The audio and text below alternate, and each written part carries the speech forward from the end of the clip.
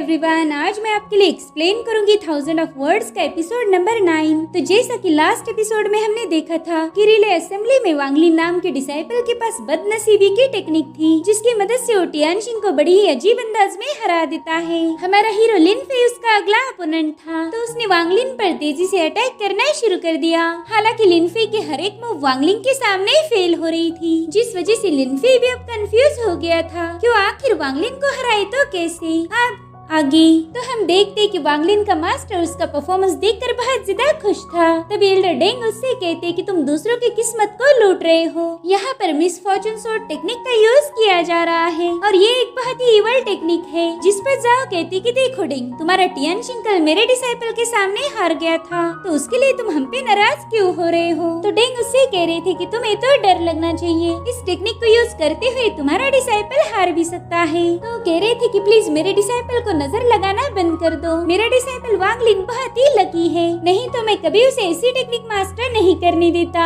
वांगलिन पर इस टेक्निक की बैड लक का कोई असर नहीं होता। तो अब इन दोनों की बहस देखकर से एक लीडर कह रहे थे कि बच्चों जैसे झगड़े करना बंद कर दो। मैं मानता हूँ कि मिस फॉर्चून टेक्निक बहुत ही अजीब है, मगर वो लोगों को जानबूझ के नुकसान नहीं पहुँचाती, इसी वजह से हम इसे इतनी बुरी टेक्निक भी नहीं समझ सकते। और देखा जाए तो शिनशाओ ने अभी तक इस बात की शिकायत नहीं की कि उन्हें वांगलिन की इस टेक्निक से प्रॉब्लम है। इधर शिनशाओ कह रही थी कि हाँ सीनियर, मेरा डिसाइपल बहुत स्ट्रांग है, वो वांगलिन को संभाल लेगा। जिसके बाद वो तुरंत ही बैठ जाते हैं। हालांकि वो इसी की शिकायत करने आए थे। वो कहते जाओ देख लेंगे किसका डिसाइपल ज्यादा अजीब है, तुम्हारा या फिर मेरा, वो तो हमें थोड़ी ही देर में पता चलेगा। इधर लिन फेई ने जैसे तैसे अपनी सोड और को काबू कर लिया था, जिसके बाद वो फिर से फाइट के लिए रेडी हो गया। वो देखता है कि वांगलिन दोबारा से ड्रैगन सोड टेक्निक का ही यूज कर रहा है। लिन फेई सोचता है कि ये बंदा तो बस एक ही मूव को बार बार यूज कर रहा है। तो लिन फेई थोड़ा सा दिमाग लगाता है और फिर उसे समझ आ गया कि इस मूव की मदद से आसानी से सामने वाले को हराया जा सकता है, और वो भी बिना ज्यादा मेहनत किए।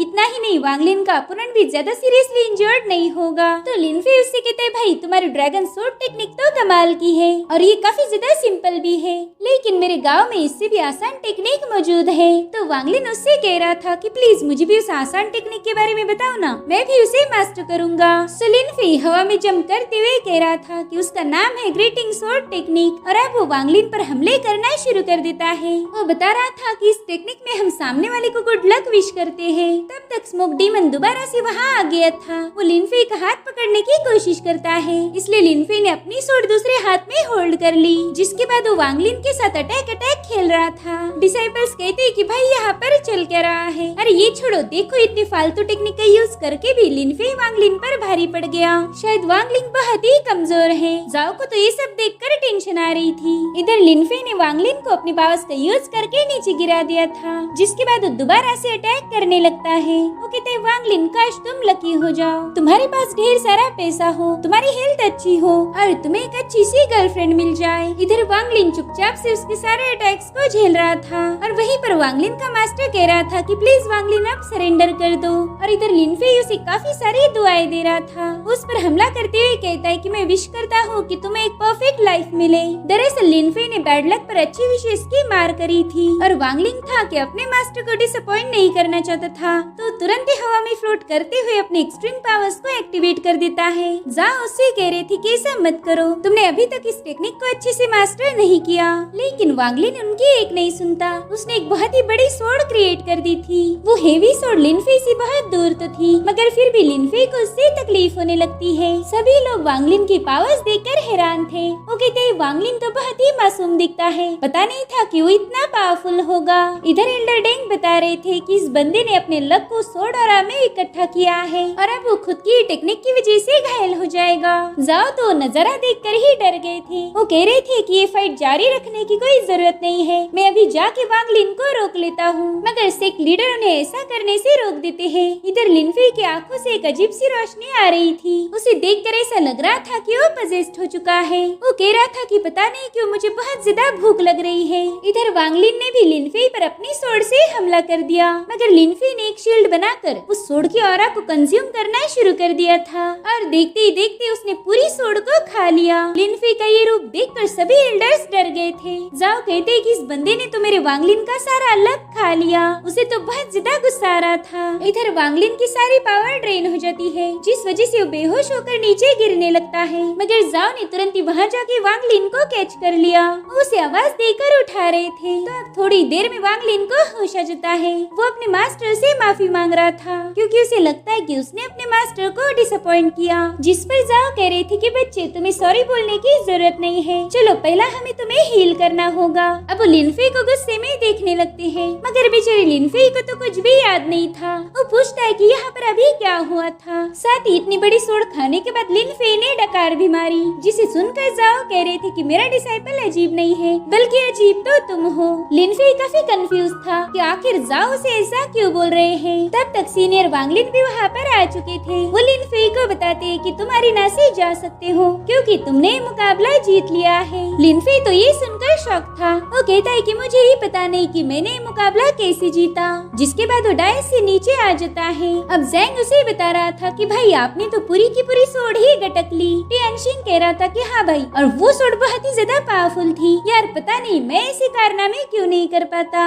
और तभी अगले राउंड की अनाउंसमेंट की जाती है जो कि था जैंग और तियांडो के दरमियान। तियांडो तो पहले इन लोगों का दुश्मन था, इसलिए लिनफे जैंग को केयरफुल रहने के लिए बता रहा था। इधर तियांडो तो जैंग को पीटने के लिए बेताब था, इसलिए जल्दी से अरीना में आ जाता है। जैंग उसे देखकर सोचता है कि ये बंदा सोड मार्क्स को अच्छे से देख सकता है, तो मैं इस पर सोड मीनिंग से हमला नहीं कर सकता। साथ ही कल्टीवेशन के मामले में भी मुझसे कई गुना ज्यादा बेहतर है। पता नहीं मेरा इस मैच में क्या होगा। खैर मैं सीनियर लिनफे को निराश नहीं कर सकता, इसलिए मैं अपना बेस्ट दूंगा। जिसके बाद वो तियांडो पर अटैक करने के लिए रेडी हो गया। इधर डाओ कहती कि अरे ये तो उसी टेक्निक का यूज कर रहा है जिसकी मदद से इसने लियो को हरा दिया था। तो टांगशियान अब अपनी नॉलेज शेयर करते हैं। वो बता रहे थे कि जैंग बस 2 बार ही इस मूव को यूज कर पाएगा और अगर इसमें वो फेल हो गया तो उसे दोबारा से मौका नहीं मिलेगा। जिस पर यांग भी अपनी थिंकिंग शेयर करता है। वो कह रहा था कि तांग तियांडो के पास इमॉर्टल सोड बॉडी है और साथ ही उसके पास 5 कलर आइस इवल स्पिरिट भी है, जिस वजह से तियांडो अटैक करने के साथ साथ डिफेंड करने में भी माहिर है। अगर ये फाइट ज्यादा लंबी चल गई तो बेचारा जैंग बुरी तरह से इंजर्ड हो जाएगा।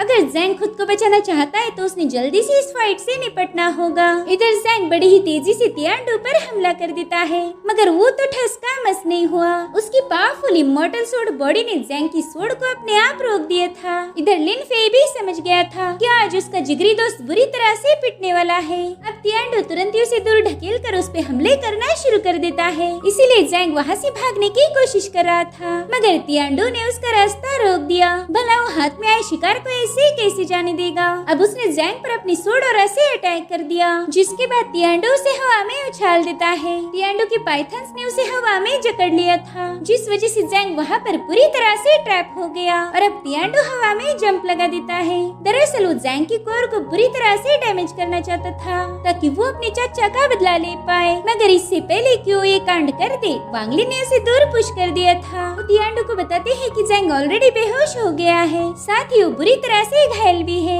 इसलिए हम इस मैच को कंटिन्यू नहीं रख सकते। तब तक लिनफे ने उन पाइथन्स को काटते हुए अपने दोस्त को आजाद कर लिया। लिनफे उसे घर वापस ले जा रहा था, तभी वो जैंग के सीने पर पाम के मार्क्स दिखता है। वो समझ गया था कि तियांडो ने कोई न कोई गड़बड़ी जरूर की है। तब तक इनका तीसरा दोस्त टियानशिंग भी वहाँ पर आ गया था। उसे तो जैंग की बहुत ज्यादा फिक्र होने लगती है। तभी लिनफे उसे बता रहा था कि इसकी इंजुरीज देखकर पता चलता है कि तियांडो ने इसकी वाइटल स्पिरिट पर अटैक किया है, जिसे हमें रिस्टोर करना पड़ेगा। तो टियानशिंग कहते हैं ठीक है भाई, मैं इसे ले जाता हूँ, तुम्हारा एक और मैच है तो तुम उस पर फोकस करो, जैंग का ध्यान तो मैं रख लूंगा। अब टियानशिंग वहाँ से जाते हुए बता रहा था कि भाई तुम रिले डिसाइपल बनने से बस थोड़ी दूरी पर हो, इसलिए कोई गड़बड़ी मत करना। और तभी तियांडो वहाँ पर आ जाता है। लिनफे उससे कह रहा था कि तियांडो मुझे पता है तुमने जैंग के साथ क्या किया है, तुमने जैंग की बॉडी में सोड ऑरा प्लांट की है, थोड़े ही दिनों में तुम्हारी आइस सोड ऑरा बढ़ते हुए उसके दिल को पियर्स कर देगी और ऐसा होते ही तुम्हारी सोड ऑरा उसके ब्लड फ्लो में ब्लेंड होगी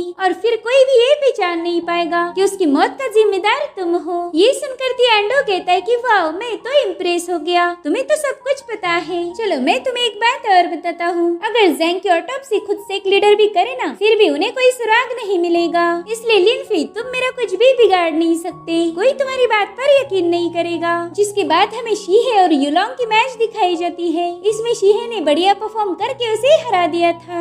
अब अगला मैच होता है युवान और शाओ के दरमियान, जिसमें युवान कई सारे स्लैश अटैक करके शाओ पर हमला कर देती है, मगर शाओ उनसे बचते हुए अपने क्लोन्स बना लेती है। उसने युवान को घेर लिया था, मगर युवान ने एक ही झटके में उन सभी क्लोन्स को डिस्ट्रॉय कर दिया। साथ ही वो शाओ को बुरी तरह से हरा देती है। और बस अब 4 फाइनलिस्ट बच गए थे, जिन्हें वांगलिन कुछ टोकन दे देते हैं। उन टोकन्स पर इन लोगों के अपोनेंट्स के नाम थे। इधर डाओ तो दुआ कर रही थी कि लिनफे ने युवान का नाम ही निकालना चाहिए, जिस पर टांगशियान कहती कि भले ही युवान और लिनफे एक ही पिक के डिसाइपल्स हैं, मगर उन्हें भी एक दूसरे का मुकाबला करना पड़ेगा। और यही रिले कॉन्टेस्ट की कड़वी हकीकत है। मगर डाओ तो बड़ी ही खुश हो रही थी। वो कहती बस लिनफे और युवान का मुकाबला हो जाए, फिर तो युवान लिनफे के पीछे से लाती मार मार के उसे हरा देगी। देख लेना, वो लिनफे की छुट्टी करने वाली है। और डाओ की बातें सुनकर उसके दोस्त तो हैरान थे कि आखिर ये बंदी लिनफे से इतना जलती क्यों है। वहीं पर हम देखते कि लिनफे को तियांडो का नाम मिला था। तियांडो तो इससे बहुत ज्यादा खुश हो जाता है। वो लिनफे को देखकर इवल स्माइल करने लगता है, मानो उसे इसी मौके का इंतजार था। वहीं पर शीहे के अपोनेंट थी युवान। और अब अगला मुकाबला स्टार्ट हो जाता है, जो कि था लिनफे और तियांडो के दरमियान। इधर शीहे को तियांडो पर बहुत ज्यादा गुस्सा आ रहा था, क्योंकि उसे पता था कि तियांडो लिनफे को हरा देगा। इधर लिनफे तियांडो पर अटैक करने के लिए आगे बढ़ता है,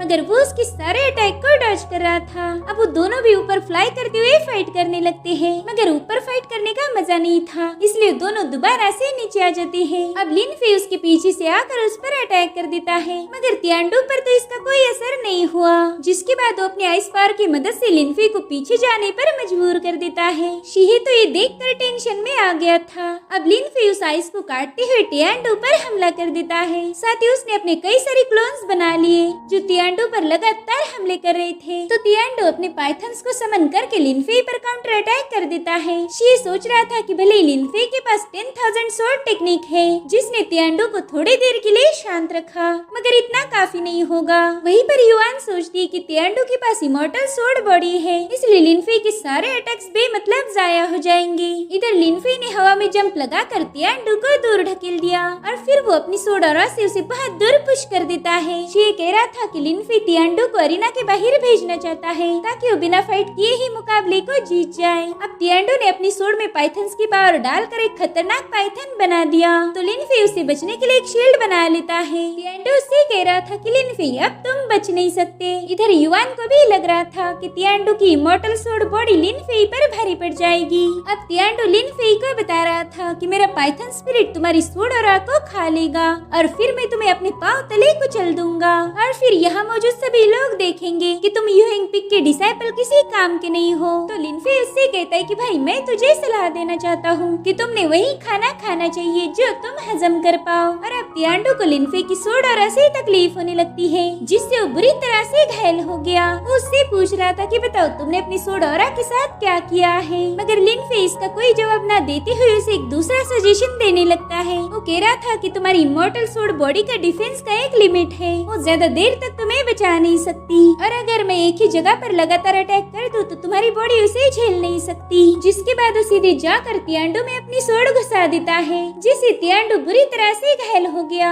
अब वो तो सीधा घुटने पर आ गया था। दरअसल लिनफे ने अपनी मोयर स्वॉर्ड ऑरा का यूज करके उसे घायल किया था, जिसके बाद वो तियांडो पर एक पावरफुल हमला कर सीधा उसे हवा में उछाल देता है, मगर उसके मास्टर टियान जुआन ने उसे पकड़ लिया। अब वांगलिन अनाउंस करते हैं कि इस मुकाबले को लिनफे ने जीत लिया है। युवान तो लिनफे की जीत देखकर बहुत ज्यादा शॉक थी। इधर टियान जुआन ने तियांडो की बॉडी से कोल्ड पॉइजन बाहर निकाल लिया, और वो उसी से लिनफे पर हमला कर देता है, मगर लिनफे इससे घायल हो इससे पहले लिनफे के मास्टर शेनशाओ बीच में आ गए। उन्होंने वहाँ पर एक पावरफुल शील्ड बनाकर उसके अटैक को रोक दिया। तियांडो का मास्टर कह रहा था कि तुम्हारी इतनी हिम्मत कैसे हुई कि तुम मेरे अटैक को डिस्ट्रॉय कर दो, जिस पर लियो शेनशाओ बताते हैं कि जब तक मैं स्वॉर्ड इंक्वायरी सेक्ट में हूँ तब तक तुम्हें मुझे सीनियर लियो कह के रिस्पेक्ट देनी पड़ेगी। जिसके बाद वहाँ का माहौल अचानक से बदलने लगता है। दरअसल लियो शेनशाओ ने ईवल पावर को रिलीज किया था, जिसे देख लिनफे कहता है कि मुझे पहले ही शक था कि मास्टर के अंदर कुछ तो भयानक सील्ड है। अब लियो शेनशाओ बता रहे थे कि पिछले 100 सालों से मैंने इसे अपनी बॉडी में कैद रखा, क्योंकि ऐसा करने के लिए मुझे स्पिरिचुअल मास्टर माई ने बताया था। मैंने तब भी इसे रिलीज करने का नहीं सोचा